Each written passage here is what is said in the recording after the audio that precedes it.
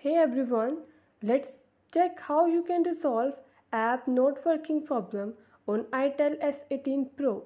Before starting this video, please subscribe this channel.